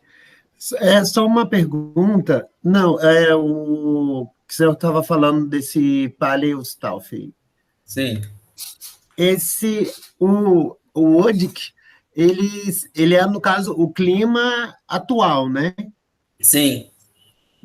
Aí, então, esse USTIC é de quando esse solo antigo ele se formou? Não, o UDIC aqui está se referindo ao clima, ao regime de umidade do solo atual. Mas o regime de solo atual, por exemplo, ele está... Quando você vê esse A e o E aqui, você não vê essa cor avermelhada do BT. Uhum. Então, ele botou o PALE esse PALI aqui, ele significa várias coisas no grande grupo, no soil taxônomo. Eu acho que eu fiz uma questão sobre isso. Mas nesse caso aqui está indicando um caráter pretérito pela cor avermelhada. A cor avermelhada indica um clima, um solo que é mais drenado ou menos drenado? Mais drenado? Ele é mais drenado, ele é de clima úmido, ele tem temperismo pronunciado, mas ele é bem drenado. A forma de óxido de ferro mais estável é a hematita. Num clima údic, que é um solo bem mais úmido, você tende, por exemplo, na Amazônia, a cor de solo mais predominante que você vai encaixar é o vermelho, amarelo e o amarelo. Você não vai achar tanto vermelho. Aqui na nossa região você tem muito vermelho porque tem uma condição de drenagem muito boa. Aí a hematita é estável. Quando o clima é mais úmido, a drenagem é um pouco pior, o solo tende a ser mais amarelado, com as cores que a gente está vendo aqui, ó. Nessas fotos anteriores aqui, ó, você não vê nada de cor amarelada nesse aqui, a cor é de cor avermelhada, é amarelado mesmo em equilíbrio com o clima údico que você tem aqui. Então, a guetita é a forma mais estável nessa condição de clima úmido e uma drenagem moderada ou ruim. Inclusive, eu não falei, mas esses alfissols para ser cultivado nos Estados Unidos, quase todos eles têm que ser drenados artificialmente. Então, nesses aqui, você também vê nesses planossolos do Nordeste, que é um local árido, mas não é muito bem drenado. Então, mesmo nas regiões mais secas, você vai ter paisagens mal drenadas que vão favorecer isso aqui. Você só vê cor amarela aqui. Nesse aqui, você não consegue ver se é amarelo ou vermelho, mas a cor é marrom. E marrom significa o quê? Amarelo mais matéria orgânica umificada. Já nesse caso aqui é vermelho mesmo, não tem nenhuma dúvida. Isso aqui é hematita. É resquício de um clima pretérito que é um pouco mais seco. Nessa região do norte do Texas aqui, ó, isso aqui ele não é muito úmido hoje. Tá dizendo que é údico, mas tem local que chove muito, mas aqui já começa aquele desertão americano. Mas isso aqui era muito mais seco no período glacial. Nessa época muito mais seca, provavelmente o solo que tinha uma tonalidade amarelada ficou mais vermelho. Ele acabou secando, a guetita dele acabou entrando em processo de desidratação e formou hematita. Então, ele está indicando aqui, no caso, o caráter pretérito mais bem drenado, ou mais quente, ou mais seco, que formou essa capa vermelha, que está se destruindo, na verdade. Então, se o clima continuar úmido pelos próximos 100 mil anos, é capaz dessa tonalidade aqui ficar amarelada. E o palio também pode significar outras coisas, que, por exemplo, onde você tem um clima mais arídico, e você tem aqueles aridissols, e os alfissols estão associados a aridissols, você pode ter um incremento de argila no alfissol que não é condizente com o clima árido atual. E o palio está lá para significar isso. Tá? É filosófico? É difícil? Não estou entendendo. Mas é assim mesmo. Você está achando difícil, complexo, porque você está entendendo a dimensão da complexidade da pedologia. E quando a gente de graduação, até de pós-graduação, você está só tendo uma introdução àquele assunto. E quanto mais a gente estuda, mais a gente fica achando, então achei que já tinha estudado tudo, mas tem mais coisa. É exatamente isso, a natureza é assim, I'm sorry. Porque eu lembrei que o senhor disse que, normalmente, as informações elas não se repetem no Soil Taxonomy. Aí tem um UDIC e um USTIC ali no Paleo-Stauf. Aí eu vi que era a informação duas vezes. Então, ela deve não só, será que ela ocorre só com a utilização do Paleo ou tem algum outro momento que isso pode acontecer? Olha, eu não sei te dizer. Eu sei que o clima atual é USTIC, mas o que ele está falando aqui, o UDIC, ele parece que está deduzindo que no Paleo ele era UDIC, ele era mais úmido.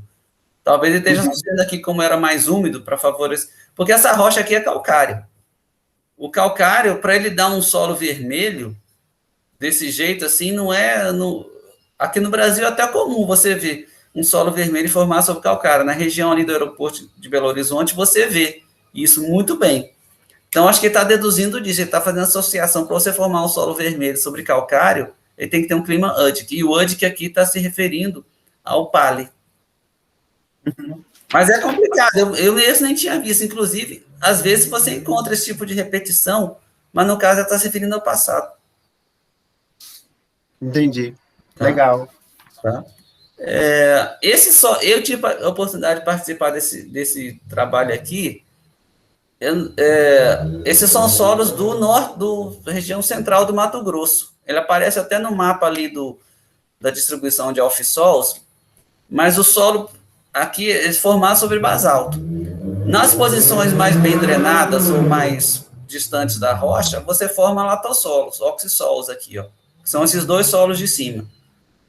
Mas numa posição um pouco menos drenada, você formou na classificação brasileira um luvissolo ou um luvissol, que a gente pode correlacionar como Ostalf.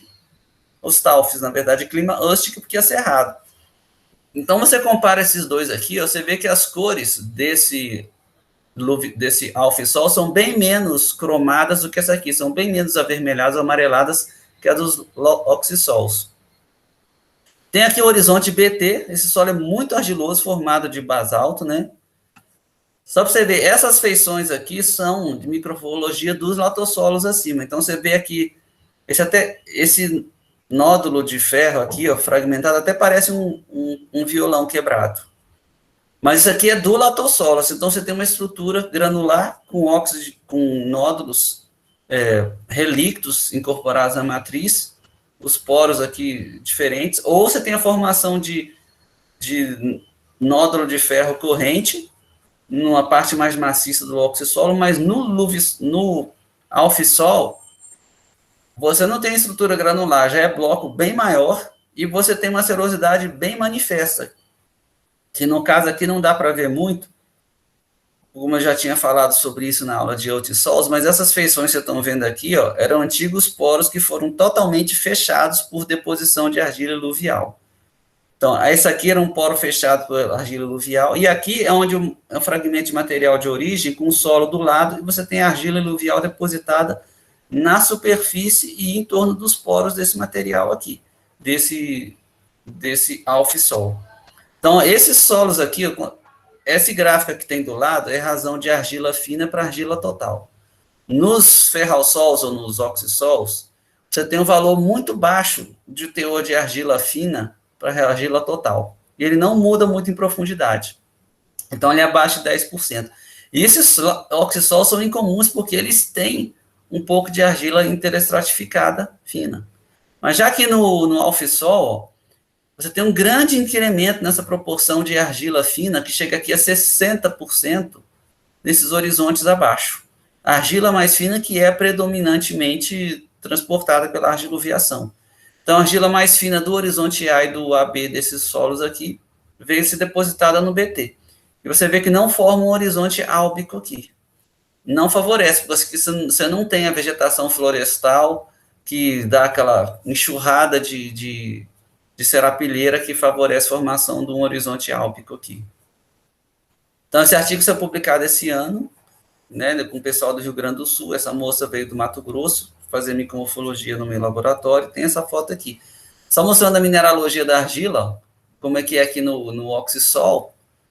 Ela tem pico de gibsita e o pico de caulinita aqui é minúsculo.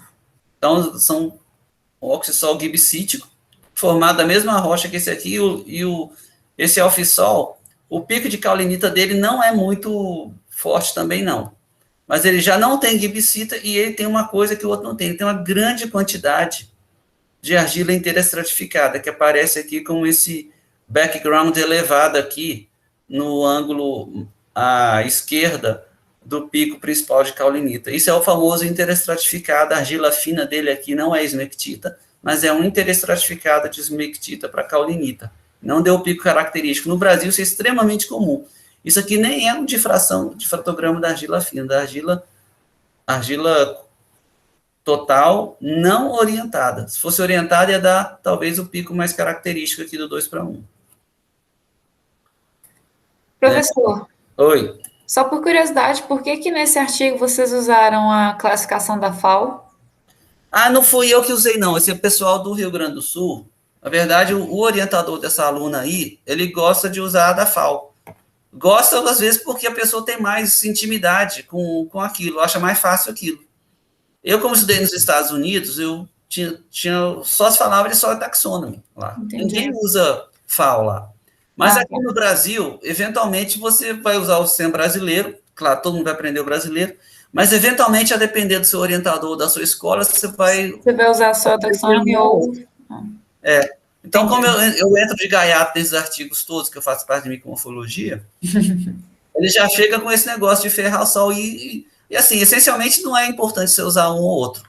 Mas você saber correlacionar, sim, é o espírito da coisa. É o objetivo dessa disciplina. Porque, a rigor, nenhum de vocês aqui no Brasil vai ficar trabalhando com soil taxonomy formalmente. Mas vocês devem... quem quer publicar no exterior, ou que quer publicar em inglês, pelo menos, que é todo mundo... Aliás, é raríssimo você achar quem ainda publica em português no Brasil. Eu achei um jornal ontem, chama Caderno de Ciências Agrárias. Ele publica em português. Só que eu duvido que ele sequer tenha fator de impacto. E se algum dia tiver, ele vai proibir a língua portuguesa, provavelmente. Então, vamos ver da classificação dos off-sols. Aqui tem um triângulo didático entre a parte que é úmido, aqui vai ter os aquáfis, uma parte fria que vai ter os cryalfs, e a parte seca, que aí ele passa do aqualf para os bem seca, aqui tem o xerilf e o ustalf, e aqui no meio o odalf. Você vê que não tem um torralf aqui, equivalente ao clima arídico. Que se tivesse um regime arídico, ele seria aridissol. E você não forma o alfissol no regime arídico, mesmo que você não... Bom, vamos continuar. Então, aqui os aqualfs. Quem são os aqualfs? Vocês têm os cryaqualfs, que tem um regime cric aqui. Então, você vê que o regime de umidade áquico, ele se sobrepõe ao regime de temperatura cric aqui. Tem o plintaqualf, que vão ter esses aqualfs que vão ter a formação de plintita no subsuperfície. Então, nós já falamos sobre os aqualfs, mostramos os planossolos anteriores. Tem o duraqualf, vai ter um duripan. O natraqualf, que é muito comum nos Estados Unidos, porque ele tem um horizonte nátrico abaixo do B. Ele vai estar formado numa parte de clima mais árido, por exemplo, de um clima um pouco mais seco do que você vai encontrar no meio oeste. Você já vai encontrar ele mais para o lado oeste. Se tiver um frágil-pan, vai ser o frágil-aqualf. O horizonte Candy, que vai ser o Candy-aqualf. Se tiver muita atividade de minhoca, verma-aqualf. O alba-aqualf aqui não significa que ele tem um horizonte E. Significa simplesmente que ele tem um horizonte E com uma mudança textural abrupta. E todos os alba-aqualfs vão ser correlacionados com o planossolo para a gente, porque no sistema FAO e do brasileiro, o planossolo é definido pela mudança textural abrupta. O glossa-aqualf, o epi-aqualf, né, epi ou endo, dependendo se a saturação é só superficial ou não. O glossa-aqualf é o horizonte glossic. Os cryalfs, que vão ter aquele regime de frio, entre a temperatura entre 0 e 8 graus, temperatura média anual do solo, e vai ter o pali aqui, que vai ser tanto pela cor vermelha ou um incremento textural muito pronunciado, tiver o horizonte glossic e o conceito central. Os ustalfs, que vai ter, por exemplo, como esse do cerrado que a gente pegou, tiver plintita, duripan, horizonte nátrico. O Candy e o Canhap, nós falamos sobre isso quando falamos de Outisol. O Candy Ustalf, ou o Candy Udalf, ou o Candy Ustout, ou o Candy Udalt, vão ser aqueles que vão ter um horizonte Candic espesso. O que é o espesso? O espesso, ele é tão espesso, o horizonte textural desse aí, que o gradiente textural dele é abaixo de 20%. Aquela argila eluvial, quando vai se distribuindo para aquele horizonte, ele é tão espesso que ela não chega a dar o incremento de 20%. Aí você vai usar o grande grupo Candic.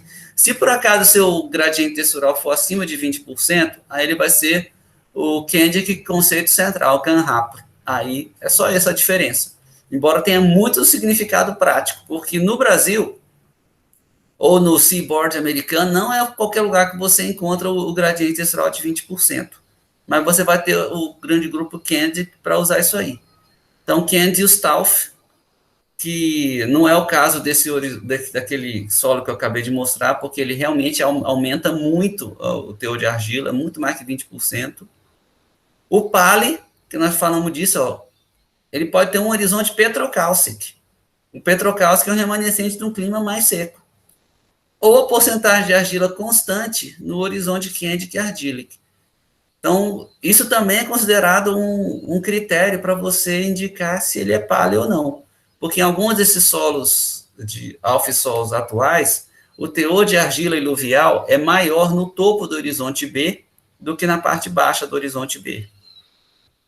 Ele pode ser um Rhodus-Tauf, que aí tem que ter uma cor de 2,5 YR ou mais vermelho para ser o Rhodus-Tauf. Olha que complicação. Já o Woodalf, o Rod é a mesma coisa. Muitas coisas são parecidas, né? O Neto, olha só, mas ele já tem um ferro Dalf, que é quando você tem uma quantidade importante de nódulos de ferro. Você vê que não tem ferro Dalf aqui nos Taufs. O Fraglosso Dalf, olha, tem um Fragipan em horizonte glaucico. De novo, o Candy e o Canhap, que a gente falou. O Pali aqui no Dalf, ele inclui, inclusive, uma cor vermelha, 7,5 YR ou mais vermelho. Aí já passa a ser Pali. O Dalf, porque no Dalf ele já vai ser mais úmido que aquilo. Então, o solo que a gente estava mostrando agora no Texas, ele dava, se não me engano, ele era Paleostauff. Mas se ele fosse de clima úmido, ele seria Paleodalf.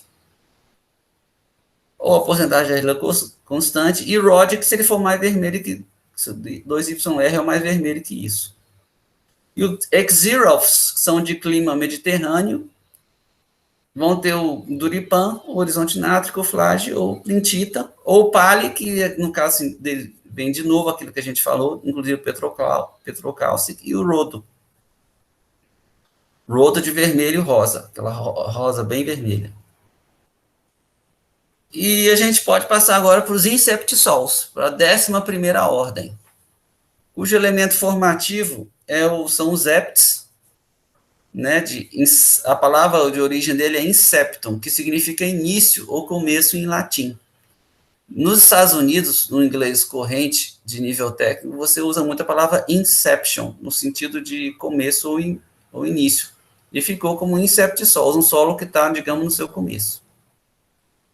Então, em solo taxônomo, para você ter um inceptissol, você tem que ter passado por todas essas outras 10 ordens, não encaixou nenhum, aí vai ver. Ele tem um horizonte Cambic até 1 metro, cuja base, a parte mais baixa, esteja a mais de 25% da superfície, a mais de 25 centímetros da superfície, ou ele pode ter um horizonte B cálcico, petrocálcico, gípsio, petrogípsico, um horizonte plastic, inclusive, que é comum em Spodossol, ou Duripan até 1 metro.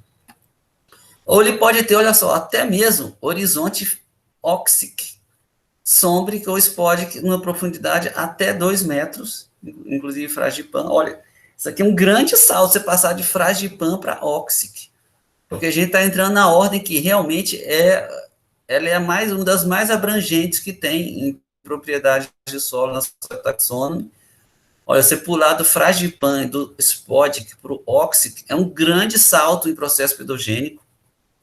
Ou horizonte sulfúrico, né, até 1,5 metro, e você pode ter um regime único de temperatura que é Creek, ou até mesmo Jellic, com horizonte Cambic.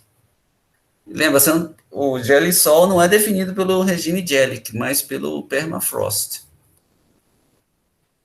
Então, olha só, o que é o horizonte Cambic, só para a gente voltar? A textura dele tem que ser very fine sand, ou loamy very fine sand.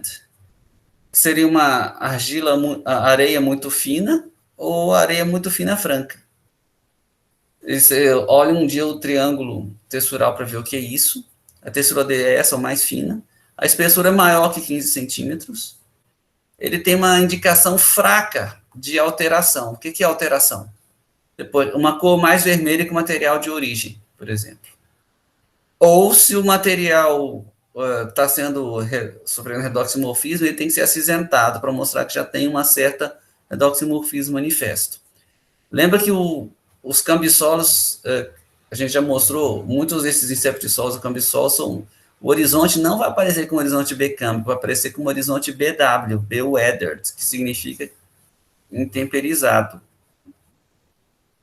Tem que ter estrutura de solo, então vai ser uma estrutura geralmente não muito desenvolvida, uma bloco ou ou prisma, provavelmente nunca vai ser granular, mas pode ser, como a gente vai ver daqui a pouco. Vai ter que ter uma remoção de carbonato e gesso, se o material de origem tiver carbonato ou gesso.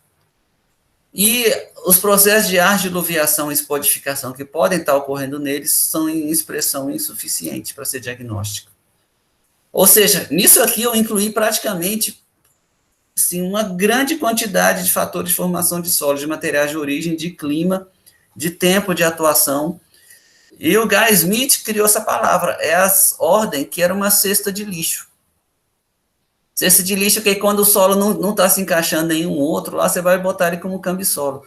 Se não me engano, ou como inceptissol, se não me engano, na taxonomia brasileira, no sistema brasileiro, a última ordem diagnóstica da chave das 12 ordens, a última ordem que você vai situar, se não me engano, não é o cambissolo. Mas na Soil Taxonomy, embora a gente chame de Wastebasket, o último, na verdade, é os antissolos, que a gente vai ver semana que vem. Mas, de qualquer jeito, você vai botando os solos que não se classificam nesses aqui. Então, vai virando uma cesta de lixo. E, como eu já falei, tem uma imensa diversidade de solos e de materiais de origem de tudo, e de clima. Por exemplo, os inceptissols de clima mediterrâneo da Califórnia, a precipitação média anual entre eles varia de 250 a 2.750 milímetros. Isso é praticamente mais de 10 vezes. Você não encontra esse tipo de condição aqui no Brasil. Uma precipitação entre 250 e 2.750 numa mesma região. No Nordeste área você tem 250, mas você vai ter no máximo lá 800 milímetros. Já nas partes brasileiras, que tem 2.750 milímetros, você vai chegar, assim, o mínimo daqui vai dar 1.200 milímetros. Mas na Califórnia, por exemplo, você tem esses aqui, ainda que são classificados como clima xeric, um regime de temperatura xeric. De temperatura e umidade, na verdade. Você vai ter tanto inceptissols de área montanhosa, e lá eles são estáveis. Então, às vezes, você vai numa área montanhosa do Brasil, você tem um monte de cambissolo, de inceptissol, você pode achar daqui a pouco você é tudo erodido, mas não, ele está lá se reciclando e a paisagem vai sofrendo sua alteração e eles continuam, estão lá. Pode ser estável, isso é que o Bill escreve. Vão ser muito comum no material de deslizamento, que a gente chamou de colúvio, que a gente já falou logo no início da aula, mas ele também você vai achar em relevo plano, planície fluvial, e todo material de origem.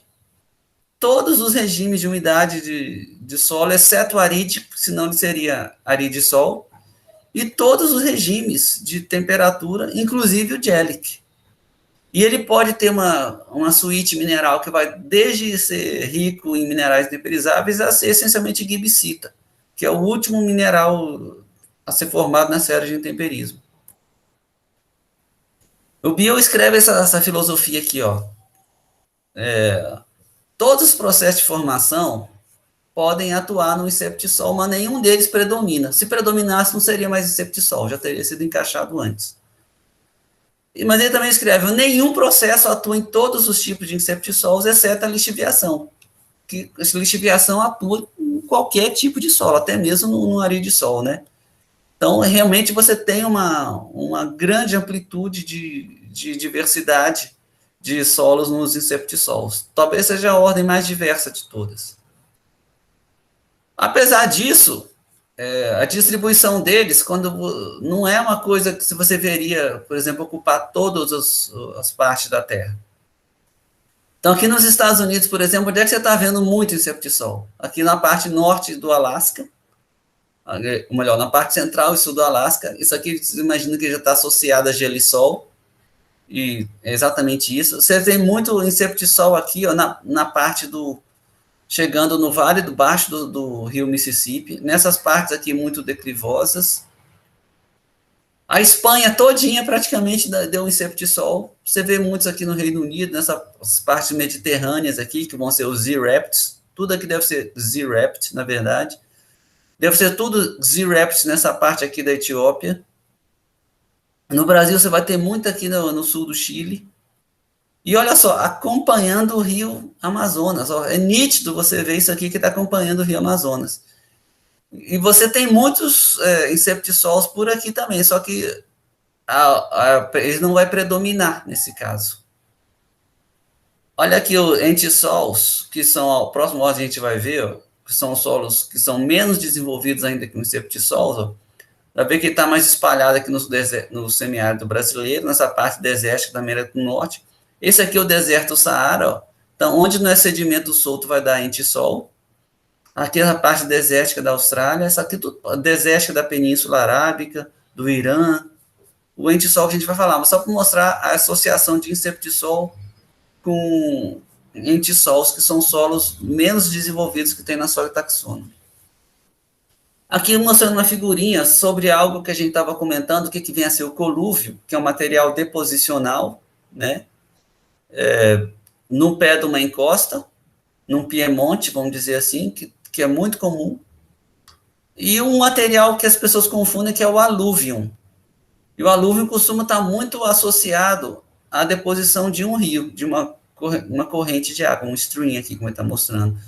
Então, você tem muito inceptissol e entissol que vai ser de deposição fluvial. Então, os dois materiais comuns de formação de inceptissol. Então, aqui uma imagem de um inceptissol, de novo, ó. Esse aqui já é no seaboard. Olha o mapa de ocorrência desse camarada, ó. Ele forma alongado. Isso aqui, para quem entende um pouco de geografia, vai ver, pô, ele está acompanhando o vale de um rio? Exatamente. Está acompanhando aqui vales de rios que drenam o seaboard americano. E esse solo vem de lá, o Chastain, o solo Sirius Chastain. Qual é a classificação dele? Endoaqueps. Inceptissols de regime de umidade áquico, olha o lençol freático aqui. Endoáquico, ou seja, a saturação é total. Na época chuvosa ele fica totalmente saturado, não é só na superfície. Fluvaquentic. Fluve significa de deposição fluvial na beira na planície de inundação do rio. Mas fluvaquentic que ele pode ser fluventic se não tiver muita saturação. Fluvaquentic. Olha, está repetindo o critério como como o Fernando estava comentando. Não é para repetir? Não é para repetir. Mas quando você olhar a chave específica do soil taxonomy, para entissol, você vai ver que tem o fluventic e tem o fluvaquentic, que tem diferenças. De regime térmico, ou seja, quente, com um inverno mais frio. Acid, de argila que não é muito ativa, mas misturada. Então, é uma mistura de caulinita, vermiculita, digamos, e textura fina. Você vê que o horizonte A bem proeminente deve dar umbric, o horizonte O com material orgânico aqui, né? E orgânico, que inclusive pouco decomposto, que é o que o I está dizendo, e o horizonte B, GLE 1 e B, GLE 2. Então, o GLE não é nada de diagnóstico, como é no sistema brasileiro. Né? E outra aqui, um outro inceptissol que é completamente diferente, que é o das regiões aqui dos Montes Apalaches. Então, você vê aqui a rocha muito antiga dos Montes Apalaches, e você tem um pequeno solo formando aqui. Ele poderia até, se não fosse esse BW bem discreto se formando aqui, já seria um entissol. Olha como é que classificou aqui, ó. Distrudepts. Então, inceptissol de regime de umidade UDIC, bem úmido. Nessa região chove muito mesmo, é floresta. Dystrophic, lític, que já está em contato lítico com a rocha. Mesic, que é o regime de temperatura, que é aquele característico do clima temperado aqui de Nova York, de Ohio. Semi-active, argila não é muito ativa. Mineralogia mista. E loamy skeletal. A textura é franca, mas tem uma grande quantidade de cascalho nele.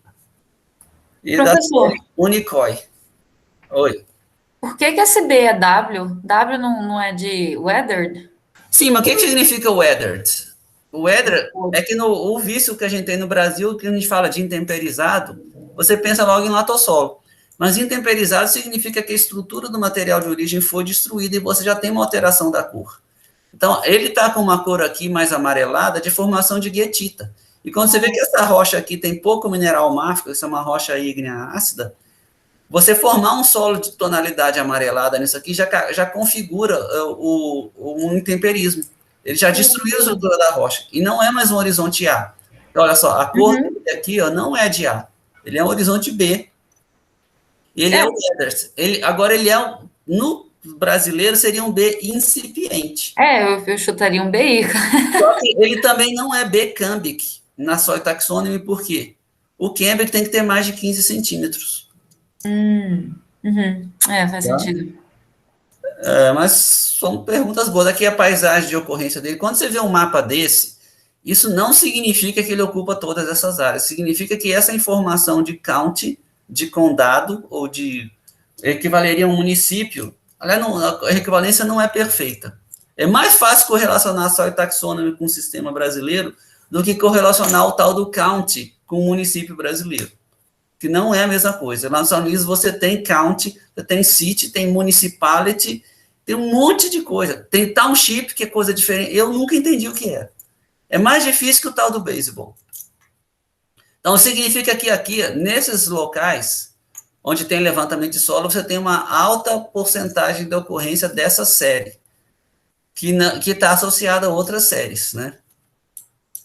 Todos os mapas de soil taxonomy, de condado que vocês vão ver, não esses mapas grosseiros que a gente mostra, mas um mapa de solos por condado, ele vai mostrar as series e as associações de series. Isso aqui, o objetivo do Brasil, um dia é chegar nisso, pelo menos nas áreas de agricultura mais importante. Então, digamos, para o sul de Minas, para o interior de São Paulo, para os locais, você ter mapas por município, que mostrem um dia séries de solos e suas associações. Então, por exemplo, no município de Campo Belo, você vai poder ter solos da series Lavras, ou da series Aquentasol, por exemplo. Né? Então, no mesmo local do Mato Grosso que a gente viu, naquele artigo, ó, você tinha, além de você ter o alfisol, que a gente acabou de comentar, formado sobre o intemperismo do basalto, lá é bacia do Rio Paraná. Então, lá você tem muito basalto, camadas de basalto situadas sobre camadas de arenito, e vice-versa, também arenito sobre basalto. Nesse caso aqui, na topossequência, o solo que está mais abaixo desse na topossequência já era um inceptisol, um cambisol, né, formado sobre sedimento arenoso. Então, esses solos aqui já são muito diferentes, embora sejam próximos, porque o material de origem é muito diferente. Então, você vê aqui a argila fina sobre a grossa no alfisol, que a gente acabou de comentar, que é muito alto. Você tem um pouco disso no cambisol, nesse inceptisol aqui. O que significa isso? Olha, essas três fotos aqui se referem ao alfisol. Então, tem os argilãs de argila deposicional aqui, que não são muito evidentes nesses solos, porque eles são muito argilosos, como já tinha comentado. Isso aqui é a parte do material de origem, é a parte que contém micas no basalto, que são as últimas a intemperizarem. Isso aqui é um nódulo de ferro, que já nesse inceptisol, que você vê nitidamente esse nódulo de ferro está se desmanchando.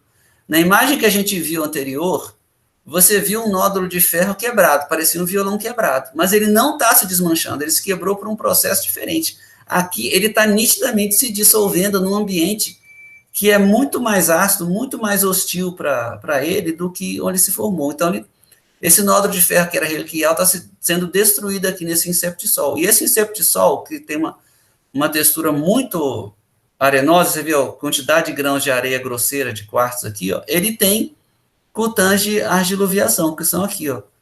Tem um aqui, tem outro aqui. Bom, então o cambisolo pode ter, inceptisol pode ter argiloviação? Pode, mas ela é não diagnóstica. Ela não chega a dar um incremento de argila suficiente para você inserir ele como um argissolo, ou um luvissolo, ou altisol, ou alfisol. Não chega a dar, mas justamente quando você pensa assim, que eu estava discutindo com os autores, olha, você vê esse processo aqui, ó, e a parte do horizonte superficial desse inceptisol, ele tem mais ou menos 15% a 20% de argila. a argila está esbranquecendo, você vê aqui, ela está descendo, e é bem possível que daqui a uns 5.000 anos, essa argila toda tenha descido e o incremento textural aqui passe de 20%, ele passe de cambisol para altissol, por exemplo. É o que a gente chama de processo incipiente. Então, o cambisolo, uma das maneiras de você entender é que ele está em transformação para se tornar outra coisa.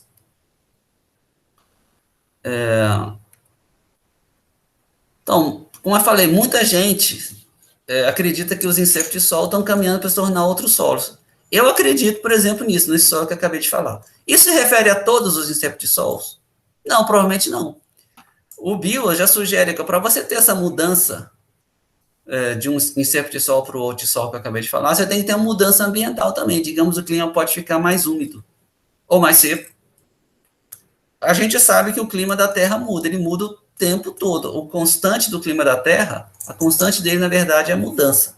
Então, se fala muito em mudança climática global e o efeito estufa antropogênico, que é verdade, ocorre, mas a gente tem que entender que são mudanças provocadas pelo homem num background de mudanças que são naturais do planeta Terra, que tem diferentes origens, tanto a precessão, que é o movimento da Terra no Sol, quanto, por exemplo, mudanças de correntes marítimas ou orogenia, ascensão de uma cordilheira montanhosa num local ou no outro. Isso tudo muda o clima da Terra, numa escala que vai desde de milhões a milhares de anos ou a décadas ou a séculos. É bem filosófica a discussão. Como eu falei, o inceptisol inclui uma grande variedade de solos, né? Tem uns, por exemplo, recém-formados de sedimento marinho no polder. Sabe o que é polder? A Holanda é um país que ela está em eterna luta contra o mar. Então, eles vão construindo represas para represar o mar, e para que o mar não venha mais na maré alta, e à medida que o mar deixa de vir, ele começa a formar uma superfície de terreno chamada de polder, que eles começam a cultivar. Então, começa a formar solos a partir da alteração, da oxidação de sedimento marinho. E é um inceptisol único. E você tem também o plug and trapped, que é os inceptisols antrópicos de Plagen, que são formados pelaquela adubação de séculos e séculos de esterco, desde a Idade Média. Você pode ter inceptisol, digamos, formado em aterro sanitário ou em depósito de entulho de construção civil. Eventualmente, aqueles tijolos, cimento, aquilo tudo, vai começar a formar um solo. Que solo vai se formar? Vai dar entissol e, se for um pouco mais desenvolvido, inceptisol. Rejeitos de mineração, por exemplo, dos represas de mineração de ferro que tem na Vale do Rio Doce, ou quando ela rompe, ela soterra aquilo tudo, vai começar a formar inceptisol ali. Oi. Uma vez o professor Geraldo estava conversando comigo sobre quando em locais, em shoppings, grandes construções em que eles têm grandes canteiros, né? E que ali seria basicamente um tecnossolo, um solo que ele foi feito daquele jeito, então tem a deposição de material de diferentes granulometrias em profundidade e tal. Isso poderia entrar na classificação como um inceptisol, ou teria alguma coisa, sei lá, tipo um tecnossol? Olha, algo assim. Suponha que você tem um depósito Esses de shopping, assim, que você falou, mais especificamente, é uma exposição de horizonte C, né?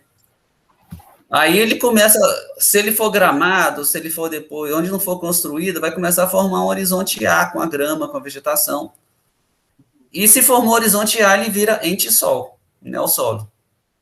Mas se você começar a formar um horizonte B, ele não for muito pronunciado, ele vai virar inceptisol. Seja de um material de horizonte C ou de um depósito de entulho, de resto de material de construção. Tá? Inclusive, como eu falei, na classificação da FAO, você tem o antrossol e o tecnossol, que são dois solos de ação humana. E acho que aqui no Brasil alguém está querendo criar uma ordem tecnossol. Por isso. Só que eu acho errado, porque quando você fala tecnossol ou antrossol, você tem uma variedade muito grande, porque você pode ter tanto antrossol formado de aterro sanitário, quanto de horizonte ser exposto, como de depósito de lixo, como de depósito de entulho, como de rejeito de mineração. E eu acho que você poderia, no caso do sistema brasileiro, você criar subgrupos ou grandes grupos antro ou técnico para isso. Mas aí você preservaria aquela informação genética prioritária. Por exemplo, esse é um oxissol que está sofrendo aterro sanitário. Então, vai precisar um tecno latossolo vermelho distrófico técnico, digamos, ou antrópico. Uma coisa dessa. Bom, na Ásia, esses inceptissols são muito cultivados, né, como arroz inundado. No Brasil, você tem muito isso, e vários deles vão classificar como gleisolos, né? Não como planossolos, que tem aquele horizonte B-textural, mas como gleisolos. Então, são muito importantes para a agricultura em vários países, né?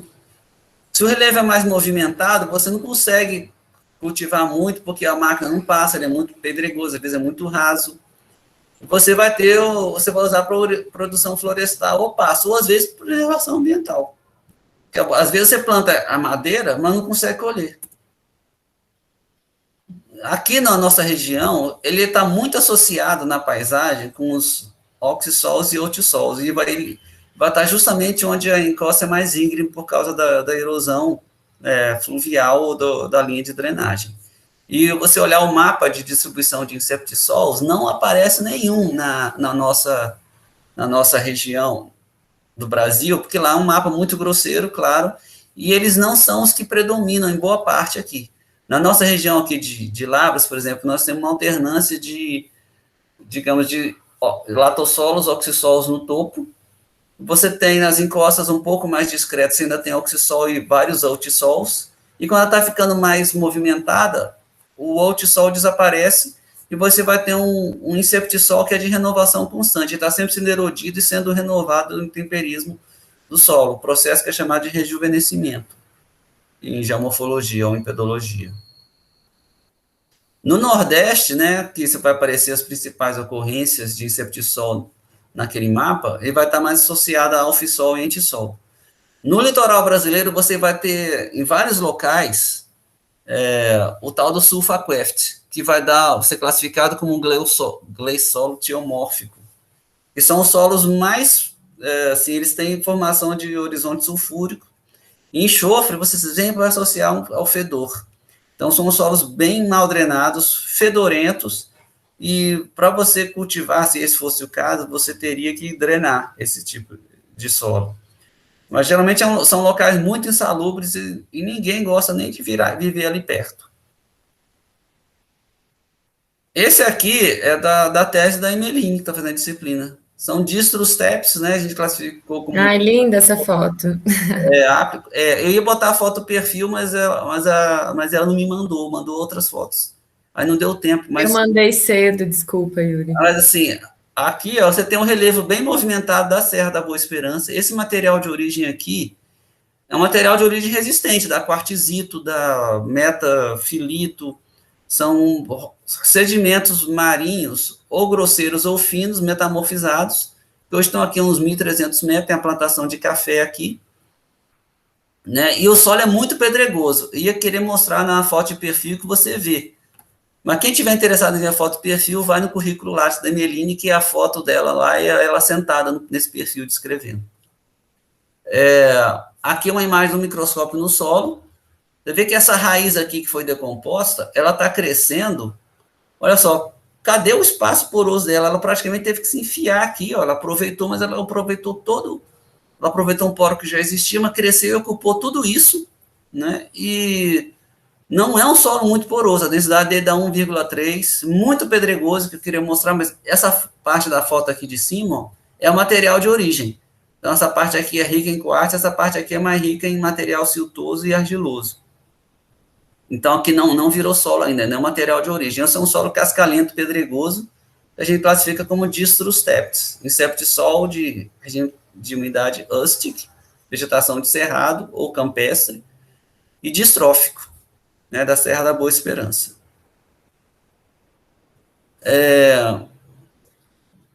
Eu falei que ia mostrar a imagem do fingering, mas eu acabei não mostrando, porque isso aqui não deixa de ser um certo tipo de fingering.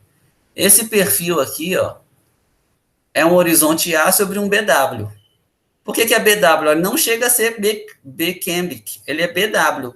Então, ele não dá 15 centímetros de espessura, mas ele já tem uma cor avermelhada, ou vermelho amarelado, ó, que mostra, sem sombra de dúvida, que essa rocha de origem, que é calcária, está sendo alterada, formando um horizonte B, que é incipiente, embora a gente não chame de incipiente, chame de weather, que o W mostra que a rocha foi intemperizada, e aqui um horizonte A ócrico. Professor. Se não tivesse esse B, seria de novo ente-sol, ou litórico. Engraçado você ter mencionado os 15 centímetros, porque na classificação brasileira é justamente o contrário. Menor que 15 centímetros ele vai dar incipiente, e acima disso ele já pode ser um cambissolo latossólico, alguma coisa nesse sentido. E o cambissolo, você vê que a soil taxonomy, ela inclui um inceptisol com horizonte óxico. Olha que coisa. Mas, mas isso são propósitos diferentes. No caso do Brasil, é interessante que você, como aqui o nosso grau de intemperismo é muito maior do que, por exemplo, nos Estados Unidos continentais, se criou esse critério, não pode passar de 15 centímetros. Né? Já no o B-cambic, lá tem que ser maior que 15 centímetros. Mas essa descidinha que você está vendo, isso aqui é o fingering, tá vendo? Ó? Esse material de horizonte B está destruindo o C e está se enfiando aqui. É assim que o horizonte vai se aprofundando. Então, se você voltasse aqui, digamos, há alguns milhares de anos, esse horizonte B teria se aprofundado e esse finger estaria mais abaixo. Essa parte de rocha que teria sido destruída. Então, isso aqui é formando uma língua, ó, não parece uma língua? E aqui são os dedos, ó. A língua está formando uns dedos ainda. O horizonte glóssico, ele se forma quando o horizonte álbico começa a destruir o B. Dessa mesma maneira. Então, quem são as classificações dos inceptissols? Quando ele tem um regime áquico, você vê que quase toda a ordem tem um áquico, né? Vai ter o sulfacoéptico, que a gente já falou, que ele é encharcado e tem o enxofre. Ele vai ter o petracoéptico, isso inclui a plintita petrificada, mas inclui também o petrocálcico, não o petrodípsico, não, que o gesso mesmo só forma em ambiente árido. Então, no áquico é improvável que você tenha. Embora, se você achar, por exemplo, um inceptissol de regime de umidade áquico, e um horizonte gesso petrogípsico, que é reliquial, ele pode entrar aqui. Tem um HAL aqui com... Isso significa que tem um horizonte sálic, de acúmulo de sals, ou pelo menos 25 centímetros, com mais de 15% de saturação de sódio, na verdade, não é menos, não. Tem aqui um fragipan, com regime Jellic ou Creek, se tiver muita atividade de minhoca, se tiver muito, um horizonte, digamos, deve ser o caso esse aqui, esse aqui deve ser deve estar formando um horizonte ístico em algum lugar por aqui, vai dar humic, ou EP, ou endosaturação. Todo áquico vai ter o EP ou endo. Você tem esses dois de ação humana, que são os Plagentrepts e os Haplantrepts. Então, se ele for Plagen, cairia como Plagentrapt. Se for o caso que acho que o Fernandes estava levantando, não sei se foi ele, você teria no aterro lá da construção civil, você teria um Haplantrapt. Glept, se tiver o regime de umidade gélica, entre abaixo de 0 graus, né, a temperatura média do solo, mas sem o permafrost. Humic, dystrophic. Esse dystrophic vai mudar, ó. Aqui abaixo de 50% de saturação de base, em até 50 centímetros. E o conceito central. O Cryapt é muito parecido, tem humic, agora vai aparecer um calcic. O distro dele já não é mais 50%, é 60%. Saturação de base em toda a profundidade de 25 a 75 centímetros. Olha como os critérios vão mudando. Em umas ordens que aparentemente são relacionadas. Por que todo esse detalhe? Porque na região que ocorre Glept e Cryapt, que é ali no Alasca, por exemplo, isso dá uma diferença considerável no manejo desses solos.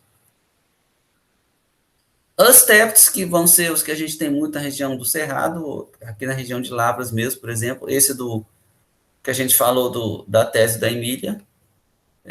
Duripan, se tiver Duripan, Durostept, se tiver horizonte Kausic, Hilmic, o distrófico aqui é 60% de novo, que é o caso do solo lá da Serra da Boa Esperança.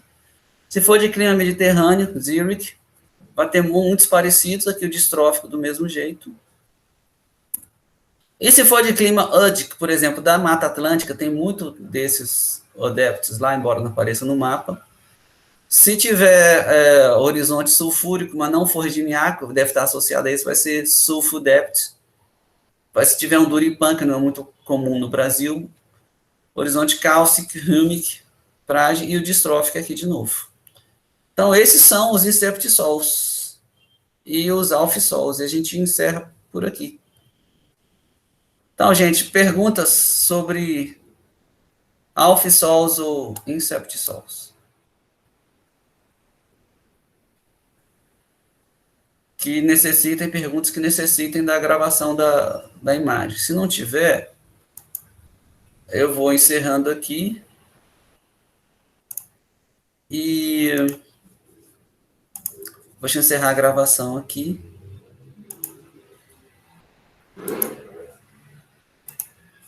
E até semana que vem.